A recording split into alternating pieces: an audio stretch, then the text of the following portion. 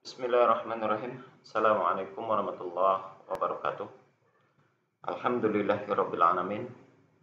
Salatu wassalamu ala asyrafil anbiya'i wal mursalin wa ala alihi wa sahbihi ajmain. Rabbi shrah li sadri wa yassir li amri wahlul 'uqdatam min lisani yafqahu qawli. Alhamdulillah, alhamdulillahirabbil alamin. Puji syukur kita ucapkan kehadiran Allah Subhanahu wa taala. Hari ini kita masih dalam kondisi sehat walafiat. Semoga Allah selalu memberikan kesehatan kepada kita semua. Salawat dan salam kepada Nabiullah Muhammad sallallahu alaihi wasallam. Allahumma shalli ala Muhammad wa ala ali Muhammad. Uswatun hasanah buat kita semua.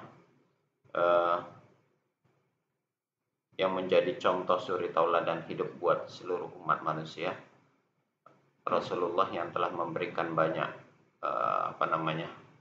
ajaran-ajaran tentang keselamatan, tentang ajaran-ajaran yang memang harus dilaksanakan oleh umat manusia di akhir zaman ini. Semoga salawat selalu dicurahkan kepada beliau dan yang pada akhirnya kembali kepada orang yang mengucapkannya. Baik saudara, kita bincang-bincang kita hari ini masih berkaitan tentang pembahasan yang tertuang dalam Injil Barnabas. Ya, Injil Barnabas. Nanti kita kolaborasikan dengan apa yang tertuang di dalam Bible. Ya. Jadi ada dua referensi yang akan kita kolaborasikan hari ini. Ya, sebetulnya yang ini sudah pernah topik pembicaraan kita sudah pernah kita angkat dari sini pada pertemuan sebelumnya. Yang kali ini kita mencoba untuk menelusuri kembali apa yang pernah kita bicarakan melalui Injil Barnabas. Ya, saudara, topik perbincangan kita pada kali ini adalah sesuatu yang dulu pernah juga dalam video sebelumnya kita berbicara tentang khitan atau bersunat dalam perspektif Al-Quran dan Alkitab. Ya, itu yang pernah kita bicarakan dalam video-video sebelumnya. Nah, hari ini kita akan membahas tentang masih seputar khitan dengan topik khitan dalam Injil Barnabas. Ini ya. Kalau yang sebelumnya ini yang kita sempat bicarakan, ini memang waktu itu terputus. Ya, khitan atau bersunat perspektif Al-Quran dan Alkitab. Yaitu Yesus versus Paulus. Atau sudah ada video sebelumnya. Nah, pada kesempatan kali ini saudara, yang akan kita bicarakan adalah berkaitan dengan khitan juga atau bersunat juga, tapi yang dimaksud adalah khitan, ajaran berkhitan, ajaran bersunat yang dituangkan di dalam Injil Barnabas, begitu ya. Ada dua surat nanti saudara yang akan kita dua pasal gitu ya yang akan kita bicarakan. Pertama ini di dalam pasal yang kelima ada dituangkan, kita perbesar dulu ayatnya. Sebentar. Nah, ini ada di dalam Injil Barnabas pasal 5 ayat ke-26 dan ke-27 saudara. Sebetulnya di sini ada dijelaskan tentang syariat khitan yang dianjurkan kepada Yesus. Ini sunat Rasul Yesus. Luar biasa, di sini Yesus tidak disebutkan sebagai Tuhan. Di dalam Barnabas ini Yesus dinyatakan sebagai nabi atau rasul. Ini sengaja saya kalau membacakan ayat-ayat ini membicarakan tentang Injil Barnabas, saya tidak mau menulis atau mengetik ulang ayat-ayatnya, kalimat-kalimatnya, khawatir nanti itu seolah-olah dikarang sendiri begitu ya. Saya langsung screenshot atau langsung scan dari ini dari kitabnya sendiri, dari Injil Barnabasnya sendiri saya scan, lalu saya pampangkan, dan mari sama-sama kita membaca. Jadi yang membaca bukan saya sendiri, ya, yang membaca bersama-sama kita membacanya. Ini sebagai ilmu pengetahuan, wawasan yang perlu kita sebarkan. Baik saudara, di dalam Injil Barnabas pasal 5-nya ada dikatakan begini. Ketika genap 8 hari, ya, sesuai dengan hukum Allah, sebagaimana yang telah tertulis dalam kitab Nabi Musa. Kita lihat nanti saudara, dalam kitab Nabi Musa, mereka bopong anak itu dan membawanya ke rumah ibadah untuk mengkhitankannya. Jadi, anak itu dibawa ke rumah ibadah untuk dilaksanakan khitan atau bersunat. Dan begitulah mereka sunatkan anak itu, lalu memberinya nama Yesus, sebagaimana malaikat utusan Allah telah mengatakan lebih dahulu setelah ia dikandung di dalam rahim Maryam. Dan Yusuf telah mengerti bahwa anak itu harus mau tak mau menjadi pokok pangkal banyak orang untuk keselamatan dan keruntuhan. Oleh sebab itu, mereka takwa kepada Allah dan memelihara anak itu dengan berkhidmat kepada Allah. Ini ayatnya dulu saudara, nanti kita bicarakan ayat berikutnya. Gambaran yang terdapat di dalam ayat ini bahwa perintah tentang khitan itu sudah disampaikan di dalam kitab sebelumnya, kitab Taurat, kitab Nabi Musa. Benarkah demikian adanya? Ya, ada ini. Nih, dalam Kejadian pasal 21 ayat 4, Kejadian pasal 34 ayat 14 sampai 15. Dalam Perjanjian Baru juga ada itu. Lukas pasal 2 ayat 21, ya. Itu dijelaskan. Ini di dalam Lukas pasal 2 ayat 21, bahkan ini seirama atau senada dengan apa yang disampaikan dalam Barnabas pasal 5 ini. Apa saya katakan senada ataupun seirama dengan Lukas ini? Pertama di sini disebutkan, dan ketika genap 8 hari dan ia harus disunat, ia diberi nama Yesus, yaitu nama yang disebutkan oleh malaikat sebelum ia dalam kandungan ibunya. Lihat, Lukas pasal 2 ayat 21 itu diulang kembali oleh Barnabas. Ketika genap 8 hari, sesuai dengan hukum Allah, sebagaimana yang telah ditulis dalam kitab Musa, mereka bopong anak itu yang membawa ke rumah ibadah untuk mengkhitannya. Dan begitulah mereka sunat anak itu, lalu memberi namanya Yesus, sebagaimana malaikat utusan Allah telah mengatakan lebih dahulu setelah ia di dalam kandungan atau di dalam rahim Maryam. Ya, dan Yusuf telah mengetahui. Sama, cuma redaksi yang ada di dalam Barnabas agak panjang saja. Namun intinya sama. Yesus disunat pada usia atau umurnya 8 hari. Yesus dikhitan, Yesus disunat, lalu namanya saat itu diberi nama Yesus. Yang memberi nama itu siapa? Malaikat Jibril. Kepada siapa dikasih tahu? Ibunya Bunda Maria. Nah, sama itu Lukas pasal 2 ayat 21 dengan Barnabas pasal 5 ayat 26. Nah, sama ya saudara ya. Dan itu di Barnabas tadi disebutkan, itu sudah ditulis dalam kitabnya Musa. Kitab Musa itu kitab apa? Kitab Taurat. Ini Kejadian. Ya. Ini juga Kejadian 17 pasal 23 ayat 27. Mana lagi? Ini Kejadian 17 ayat 10 sampai 14. Ya. Bahkan di dalam ini lebih kejam ya, sadis ini. Orang yang tidak bersunat harus dilenyapkan. Lihat itu di ayat yang 14. Dan orang yang tidak disunat, yakni laki-laki yang tidak dikerat kulit khatannya, maka orang itu harus dilenyapkan. Di antara orang-orang sebangsanya ia telah mengingkari perjanjianku. Itu kata Allah. Maka ya. Jadi dalam kejadian itu yang dikatakan oleh Barnabas itu sudah tertulis dalam kitabnya Musa, dalam kitab Taurat. Sudah perjanjian lama dan itu kekal, khidmat dari Allah, itu sudah hukum dari Allah selama-lamanya untuk manusia begitu. Dan itu juga diperkuat dalam Lukas tadi. Pasal 2 ayat 21 tadi. Yesus disunat di umur 8 hari dan ia diberi nama Yesus sebagaimana nama itu telah diberikan oleh malaikat Jibril kepada Budi. Kita lanjut saudara. Itu yang tertuang di dalam Barnabas pasal 5 ayat 26. Perintah ataupun syariat berkhitan yang dilakukan oleh Yesus. Dan itu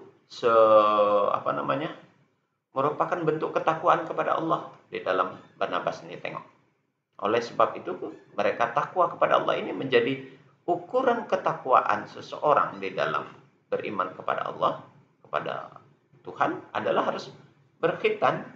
Nah, itu yang dilakukan oleh Yesus dalam kisah Barnabas ini, dalam ayat Injil Barnabas ini. Nah, begitu ya. Kita lanjut saudara. Nah, kondisi yang amat para murid juga telah menanyakan mananya Yesus pada hari itu. Ya, ia berkata, "Oh Tuhan, mengapakah engkau telah membuat jawaban semasa itu kepada perempuan itu?" Ya, mengatakan bahwa mereka adalah anjing-anjing. Yesus lalu menjawab, "Sesungguhnya aku berkata kepadamu bahwa seekor anjing adalah lebih baik daripada seorang tak bersunat." Masya Allah. Kita lihat, saudara, apa jawaban penjelasan Yesus berkaitan tentang orang yang tidak bersunat, orang yang tidak khitan, laki-laki yang tidak bersunat. Kata Yesus di dalam ayat ini, anjing saja lebih baik ketimbang orang yang tidak bersunat. Lalu ini dan siapa yang akan sanggup menerimanya? Jawab Yesus lagi, "Jika kamu mempertimbangkan, oh manusia bodoh, betapa anjing berbuat, bahkan tiada mempunyai alasan untuk mengabdi tuannya, kamu akan mendapatkan ucapan benar adanya cerita kepadaku." Ya. Adakah anjing penjaga rumah tuannya dan membuka kehidupannya melawan pencuri? Ya pasti, tetapi menerima apa dia? Ya. Banyak pukulan-pukulan, perlakuan-perlakuan secara yang tidak adil, serta roti secuil. Jadi di dalam Injil Barnabas, kita ambil saja potongan di atas itu. Yesus begitu menganalogikakan, memberikan perbandingan. Anjing saja lebih baik ketimbang manusia, tapi dia tidak dikhitan. Dan itu dibetulkan oleh murid-muridnya. Nih lihat, betul itu, oh Tuhan, jawab para murid itu. Nah, dibenarkan, diakui. Lalu ujar Yesus, pertimbangkan sekarang berapa banyak yang telah diberi Allah kepada manusia, sedangkan kamu tahu betapa berdosa dia tidak memperhatikan perjanjian Allah yang telah diperbuat dengan Ibrahim hambanya. Ya, kenanglah yang telah dikatakan Daud kepada Saul, raja Israel, melawan Goliat, orang Filistin itu. Ya, jadi begitu keras dan begitu tegas. Firman Tuhan yang disampaikan oleh Yesus, jawaban Yesus terhadap murid-muridnya menyikapi tentang adanya orang yang tidak bersunat atau tidak khitan. Oh, ya, ini merupakan hukum yang kekal gitu, dan tidak boleh dipermainkan. Makanya pantas di dalam Injil dalam Kejadian pasal 17 ayat 10 sampai 14, di ayat yang ke-14 itu dikatakan orang yang tidak disunat, laki-laki yang tidak dikhitan, maka dilenyapkan saja. Dibunuh begitu. Penegasan itu di dalam ayat Barnabas dikatakan, ya karena mereka lebih hina dari seekor anjing. Ya, bukan kata saya, ini kata Injil Barnabas yang tertuang di dalam Injil Barnabas pasal 22. Ya. Nah, itu ada terjelas dijelaskan di situ. Orang yang tidak berkhitan, ya, bahkan seekor anjing saja jauh lebih baik daripada seseorang yang tidak berkhitan. Nah, terakhir masih dalam Injil Barnabas, oleh sebab itu akan pergilah hambamu dengan nama Allah, Tuhan Israel, ya, dan akan membunuh orang yang tidak suci ini, yang menghinakan kepada umat suci Allah itu. Lalu berkata para murid itu, ceritakan kepada kami, oh Tuhan, karena alasan apa manusia mesti terpaksa dikhitan? Maka jawab Yesus, biarlah itu memadai bagimu bahwa Allah telah memerintahkannya kepada Ibrahim. Berfirman Ibrahim, sunatkan daging kulukmu dan semua orang dalam rumahmu, karena ini adalah suatu perjanjian antara aku dan engkau untuk selama-lamanya, secara turun-menurun. Nah, bayangkan saudara, ini masalahnya. Sudah ada perjanjian antara Allah dengan bapaknya para nabi, ya, bapaknya para nabi, yakni Nabi Ibrahim, tentang adanya perintah berkhitan. Orang yang tidak berkhitan jauh lebih hina daripada seekor anjing. Makanya ditegaskan. Jadi kalaulah kita runtut benang merahnya gitu saudara, dari awal kajian kita dalam video sebelumnya ini, ya, bahwasanya di situ di dalam surat Al-Hajj ayat 78 itu ada disebutkan, harajim millata abikum Ibrahim, ikutilah agama orang tuamu Ibrahim. Ini yang menjadi pernyataan kesepakatan antara Allah dengan Nabi Ibrahim, ya. Huwa sammakumul muslimina min qablu wa fi hadzal liyakuna rasulu syahidan 'alaikum wa takunu syuhada'a 'alan nas. Ya. Kata Allah, Allah telah menamai kamu sekalian orang-orang muslim itu dari dahulu. Dan begitu pula dalam Al-Quran ini supaya Rasul itu menjadi saksi atas dirimu dan supaya kamu semua menjadi saksi atas segenap manusia. Jadi diperintahkan kita untuk berkhitan karena Nabi Ibrahim berkhitan. Nih hadisnya dalam Bukhari, juz 7 halaman 143. Karena ini udah syariat yang sudah Allah tetapkan, sudah Allah sepakati antara Allah dengan Ibrahim. Demikian saudara, berkaitan dengan ajaran khitan yang ada di dalam di dalam Injil Barnabas. Ternyata dalam kitab Taurat, Perjanjian Baru dan Injil Barnabas, semua ayat ini memerintahkan, semua kitab ini memerintahkan manusia, laki-laki khususnya, untuk berkhitan. Lalu kenapa tidak dilaksanakan? Yang tidak dilaksanakan itu adalah ajaran Paulus. Nih alasan-alasannya Paulus. Inilah yang menyesatkan manusia untuk tidak mau melaksanakan syariat khitan. Bertentangan dengan ayat-ayat yang sudah kita paparkan tadi saudara. Silakan dicamkan baik-baik mana yang harusnya diikuti.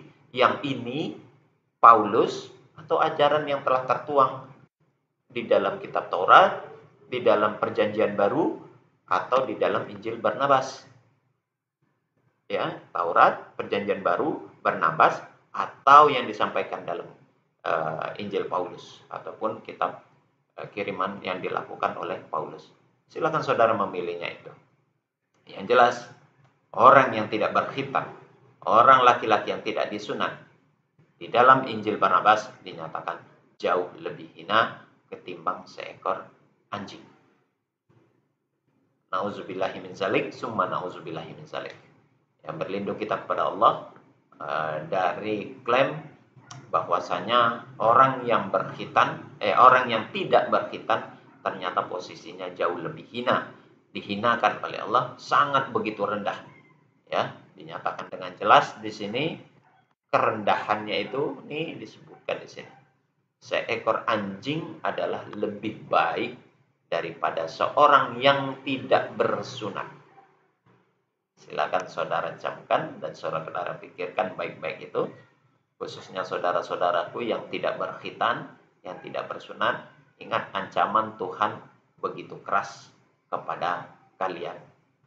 Dan derajat kalian jauh lebih hina ketimbang seekor anjing. Itu menurut Injil Barnabas.